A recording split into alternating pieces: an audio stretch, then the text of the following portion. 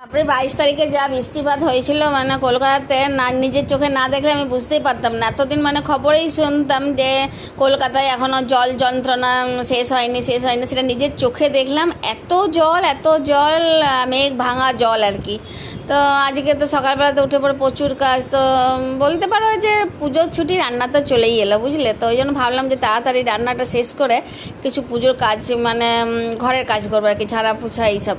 তো ওই জন্য তোমার প্রথমে বসিয়ে দিলাম আলু পেঁয়াজ কেটে, আলু পেঁয়াজের পোস্ত। তো পোস্তটা বসাতে চলে গেছিলাম কাপড় কাচতে, দেখো না কি অবস্থা, তোমার আলুগুলো সব পুড়ে গেছে। তো এবারে পুড়ে গেলে কি হবে বলো, এতটা আলু পেঁয়াজ এগুলো তো ফেলতে পারবো না।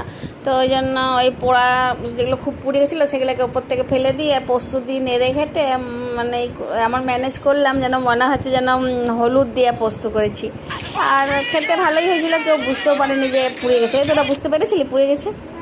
আর কেউ বুঝতে পারেনি। আর এইদিকে তোমার জলখাবারে কোনো চাহিদা ছিল না আজকে সকালে। সবাই জানে যে মা সারাদিন ধরে বাইরে ছিল, মাও মানে থকে আছে। তো ওই জন্য ওই পোস্ত বাটা দিয়ে দুজনেকে মুড়ি মেখে দিয়েছি, আমিও মুড়ি খেয়ে নিয়েছি। আর করলাম তোমার পাতলা মুসুরির ডাল একদম, আর করেছি মাছের ঝাল। তো এই রান্নাটা করেছি, এটা পুজোর ছুটির জন্য এই রান্নাটা ঠিক আছে না বলো?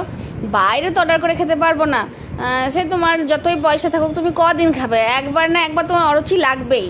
তো ওই জন্য রান্নাতে ছুটি নিয়ে নিয়েছি, কিন্তু এমন রান্না করব যে রান্নাও করা হলো, কিন্তু আবার মানে বসে গল্প গুজব, টিভিতে ঠাকুর দেখা।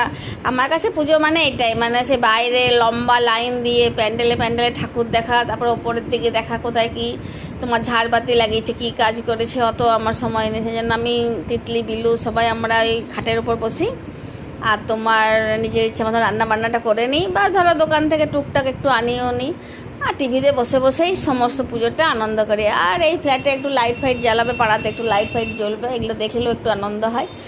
আর ব্যাস হয়ে গেল 4 দিন পুজো। দশমী দিন তিতলির বাবা আসবে, সেই দিনটার জন্যই অপেক্ষা করে বসে থাকি। আর ব্যাস সেটাই হলো পুজোর ছুটি কাটানো আমার 4 দিনের। তো তোমাদেরকে দেখাবো, আমি ভিডিও তো ছাড়বোই নিশ্চয়ই। তো আজ থেকে শুরু বুঝলে পুজোর ছুটি রান্না, এরপরে একদম কম রান্না, কিন্তু খেতে ভালো লাগবে সেরকম আমি কিছু ছাড়বো। তো আজকে তাহলে ভিডিওটা এখানে শেষ করছি। ভালো লাগে লাইক শেয়ার কমেন্ট করে দিও, ধন্যবাদ।